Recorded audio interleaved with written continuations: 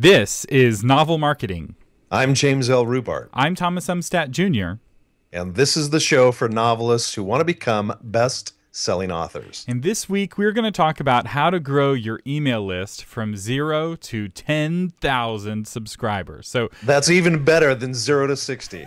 That's right. Now, these techniques you can use to grow above 10,000, but in my experience, if you can convert 10 to 20% of your list, if you're able to have a 10,000 subscriber email list, that means you're able to sell 1,000 to 3,000 copies of every book that you come out with, which if you're independently published is a pretty significant amount of money. And depending on your frequency of books, that may be enough to live on even. So we're talking about how to find your 10,000 fans.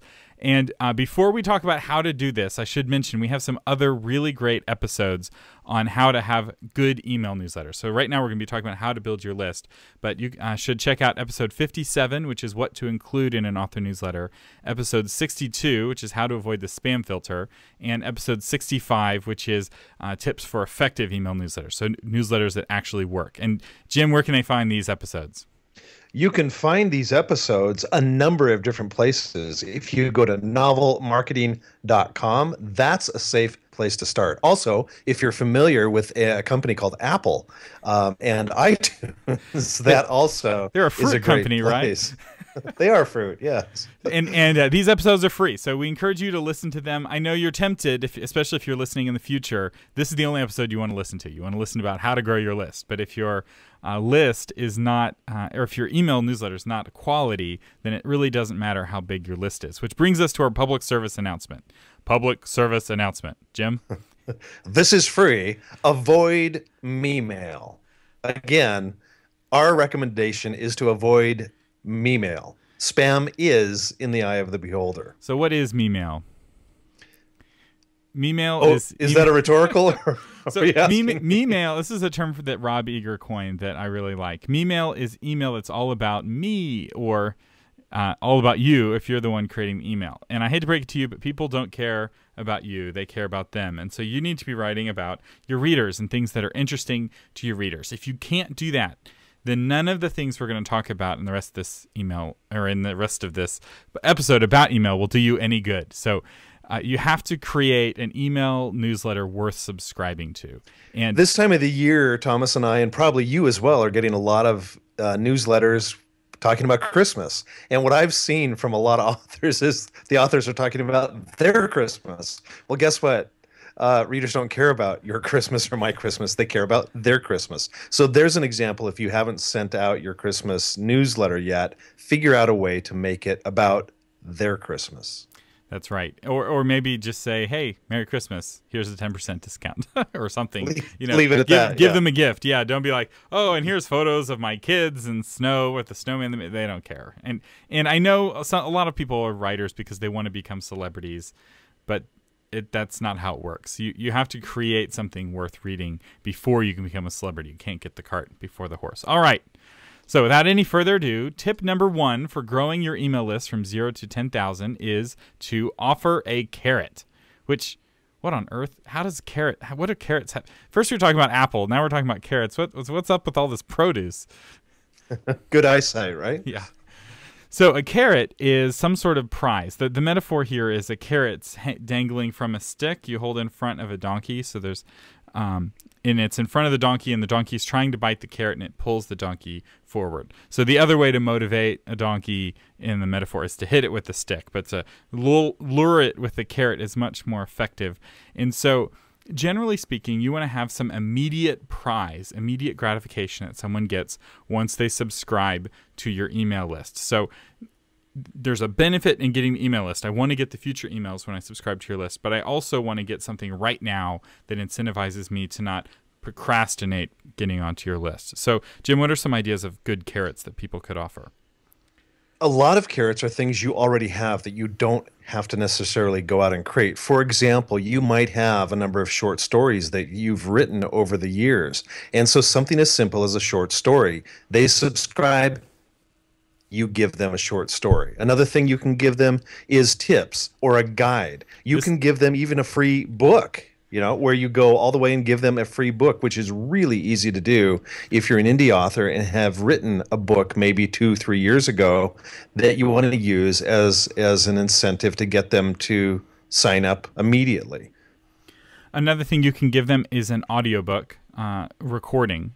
So what you want is something that you can give away in an automated fashion. So what you don't want to offer is like, sign up to my email newsletter and I'll answer your question, or I will write you a thank you note, because that means you have to do work for each person that subscribes. But it's very easy in the thank you for subscribing to my email newsletter email that they get through MailChimp or whatever service you use, for there to be a link to your audiobook. So while it may have been a lot of effort to create the audiobook in the first place, it's very easy to give it for free to everyone who joins your email list. Another thing is a discussion guide, if your book lends itself to that. And discussion guides and like tips, those sorts of things lend themselves perhaps more to nonfiction than for fiction. But we know you nonfiction folks illegally download this podcast. No, it's not illegal. But we'll throw you all some tips every once in a while. Yeah, and these days, Thomas, with book clubs, all of the books, all of my novels, 8 novels so far, my publisher has every time asked for questions in the back of the book, because book clubs are a big deal. And if you make a book club, make it easy for a book club to discuss your book, all the better. So if you provide a discussion guide, and you can do this for each of your books, that's another great incentive. And then finally, one of the things I like to do is I like to put out what I call an Easter egg guide.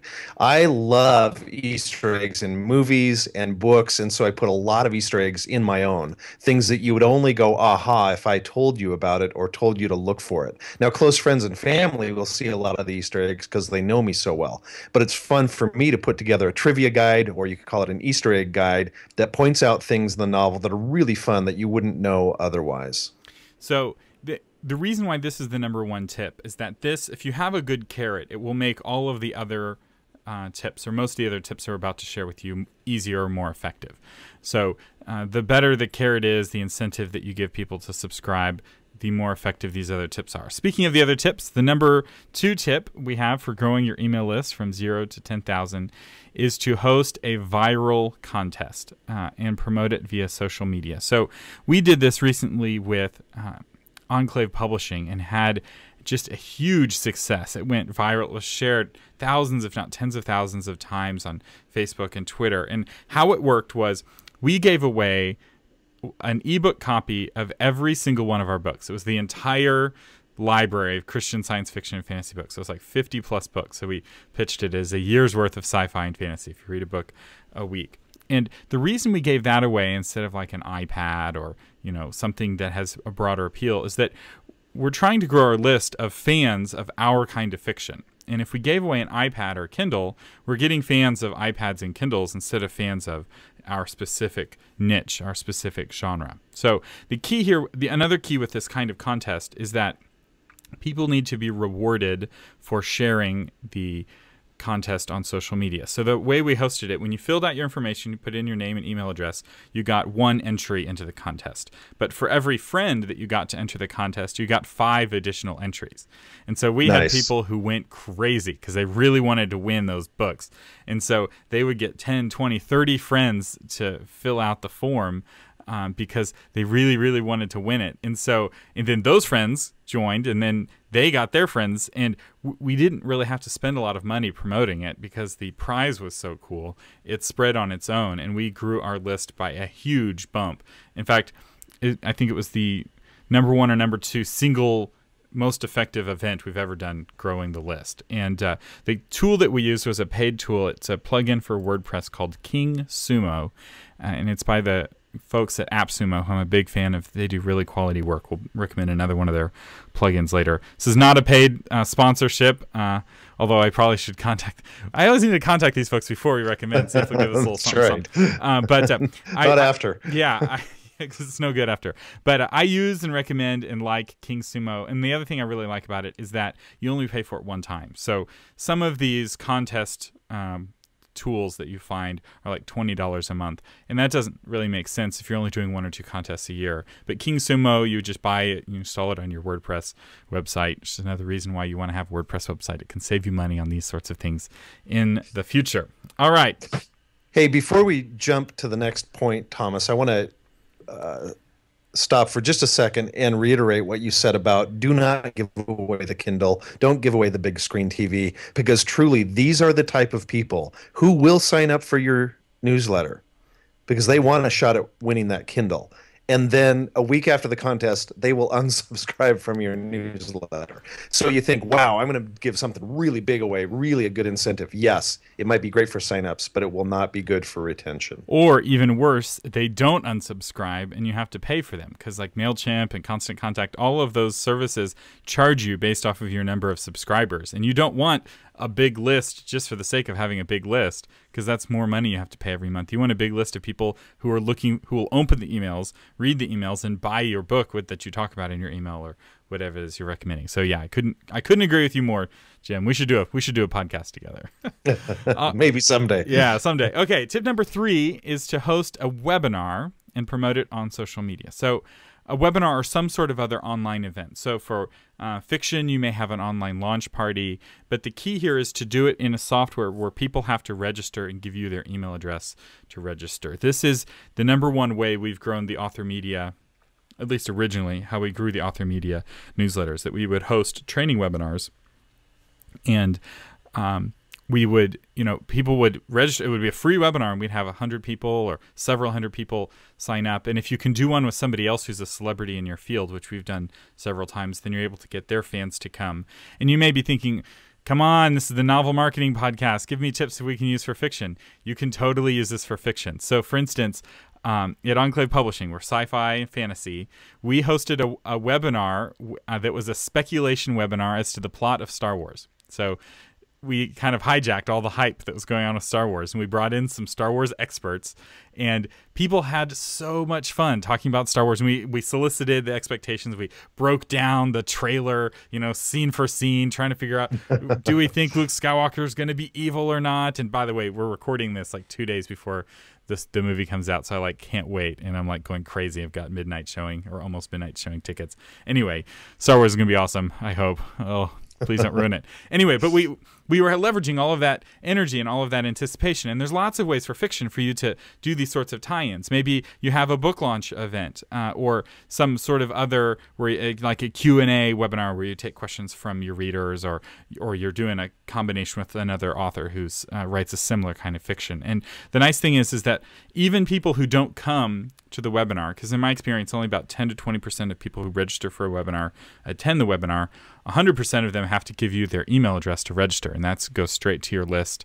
And they want you to email them afterwards, if nothing else than to send them a recording of the webinar they missed because they were busy or what have you. Next tip is simplify your sign-up form. I had a client years ago in the Seattle area called Futon 123, and they had simplified the process of buying a futon to 3 easy steps. Now, going in and buying a mattress or a futon can be pretty complex, and they had figured out, let's make it easy for people. So the same thing applies here. Because you're too close to the forest, you don't see the trees. In other words, or you're so close to the trees you don't see the forest. Sorry, backwards, reverse that, strike that. Willy Wonka reference. Anybody get that? All right, I digress too much. Cricket sound right here. Cricket sound. So I was going, Willy Wonka? You mean with Johnny Depp? No, there was one before that. But the point is, your newsletter seems simple to you to sign up for, but to somebody else coming in, it isn't necessarily simple. And I'm not insulting anybody when I say, because I deal with this myself, Thomas deals with this, but make it the 3rd grade level. Make it extremely easy for people to sign up for your newsletter. There's really solid science behind this, that every field you add to a sign-up form reduces the number of people who fill it out. And so don't ask people for their name to join your newsletter. Most of you will never use people's names. You won't use the mail merge feature in MailChimp. And so all the name field does is reduce the number of people who sign up for your email list. It does you no benefit. And I've seen some authors will have zip code or address, and I don't trust you enough to give you my address or my telephone number. Telephone number is the worst, by the way. Any field with telephone number as an option gets almost no subscribes. And you don't want that, but sometimes the tool you're using will add that automatically. So Now, if you are using name, where every time you send out an email, it's like, Dear John, I want to tell you blah, blah, blah, then yeah, maybe you include name. But I wouldn't only ask for the first name. I wouldn't ask for the last name because you don't need the last name. So less is more. Good design is not adding until you can add no more. It's subtracting until you can subtract no more. The next idea is to collect email addresses at offline events. We think everything happens virtually, but if somebody has met you in person and likes you, the likelihood of them signing up for your email newsletter, if you ask, goes up exponentially. So, Thomas, here's a question when people sign up, and I have a way I do it at events. I make it very easy for people to sign up. All I ask for is their email address because that's all I need. But Thomas, walk people through who are not experienced doing this. How do they then, you've got this list, you come back from a conference or an offline event, you've got this list of email addresses. How do you put that into MailChimp? How does that work for folks? So there's several ways to do it. The easiest way for you is to collect email addresses at an offline event by having people fill it out online. So most people have smartphones now. So you just, if you're giving a speech, you'd be like, everybody pull out your smartphones, hold it up. So everybody pulls out their smartphones. Chances are they're already holding it in their lap, so it won't take very long. And then you'd be like, okay, now everyone go to jameslrubart.com, and you can fill out, and you basically walk them through the steps, and you give them the opportunity to fill it out online. The benefit there is there's some, if you do it this way, it reduces your likelihood of going to spam, and it keeps you from having to type up a bunch of names later. Now, MailChimp does allow you to type in names that you've received in an offline way if you've received them in an offline way in a legitimate way. So somebody handing you their business card is not the same as someone giving you permission to put them on your email list. They need to fill out a piece of paper that makes it very clear what they're signing up for. So this could be a big sheet of paper where at the top it says, James L. Rubart email list, and then you write emails, which tip, by the way, always put your email address first. No one wants to be the first person to fill out a list. But if they see that there's one other name, it makes it a lot easier for number two, and then it'll fill up. There's some social science as to why that is. So put a John Doe at the top or something. What I do, though, we have these really cool cards we developed, and I'll see if I can put a photo of one or a video of one in the show notes for this episode at novelmarketing.com/72 for episode 72. It's a glossy, it's like a large card, and it's got, generic, here's how to find me on Facebook, here's my website, short bio. But on the back, it's matte, where you can write on it with a pen, and it's like a thick cardstock. And then it says notes, and it's for taking notes for one of my talks. And then at the bottom, if any of you have heard me speak, you've probably seen one of these cards. And then at the bottom, it's perforated and it has name and email address. And what we'll do is we'll have a giveaway, either for a free book or for some other, thing. And people will tear off the cards to enter the list. It's very clear that they're entering the list. And then we'll have a hat, and I'll draw at the end of my talk, and somebody will get a card. And I found that this approach has doubled or tripled the percentage of people in an audience that will join the list. So the clipboard process is awkward. That's kind of the last resort. And then the downside of either of these paper approaches is that somebody, which is probably going to be you, unless you have a staff, have to type up each email address and interpret each character. Because if you get a single character wrong on a single email address, that email address will fail and it will bounce and it looks bad. And so I am really bad at interpreting people's handwriting, and so I have people who type them up for me. But just take that in mind, that if you're going to collect offline, which can be a really effective way to get and grow your email list, and it should be a part of your overall growth strategy, but it is more work per email address, and the open rate typically is lower than if you collect it online. The next idea is make sure you have a very clear, very prominent privacy policy near your sign-up form. Now, what we mean by this is something that says, I will never, ever sell your name to any other list. You're just making it clear that this is private. It's only for you to email them. And the reason it's important to make this prominent is because so many people do it these days that if you don't do it, or you make it hard to find, people are going to assume that, oh my gosh, maybe my email list my name is going to be sold, and that's an automatic, I'm not signing up for your list. That's right. Just know that this is legally binding. So if you put a privacy policy of I will not share or sell your email address, and then you do, they can sue you and win. So this is, when you see this on somebody's website, this is not a trivial thing. Now, that said, just because it's legally binding doesn't mean you can't have fun with it. So if you go to Enclave Publishing, our privacy policy right underneath Get Free eBooks. So the carrot we offer at Enclave Publishing is our most popular book that we've ever done. It's our #1 book, and we offer it for free. And it's been very effective at growing our list. And it's the first of a series, and this book, I will warn you, is like crack. People who buy this book or read this book for free find themselves buying books 2 and 3. But here's what the privacy policy says. We respect your privacy. We will not share your email with spammers, evil robots, or hungry trolls. So we brand it a little bit with the brand of the company. So you don't have to make it boring. You can flavor it a little bit to meet your brand if you'd like to. Let's state that a different way. It's not that you don't have to make it boring. You have to make it entertaining. Let's say that, right? Because we are writers. Let's use that skill to make even the tiniest interaction with us. Let's make it stand out. All right. I give this next tip with fear and trembling. But I give it knowing that it is an incredibly effective way to grow your email list. In fact, when we did this at Author Media, we saw the growth rate of our list grow by about 500%. So we were about 300%. So we went from 5 to 10 new emails a month to 30 to 60 new emails a month with integrating a non-evil pop-up. So let me explain what I mean by non-evil pop-up. A non-evil pop-up is a pop-up that only pops for your big fans. It doesn't pop for everyone.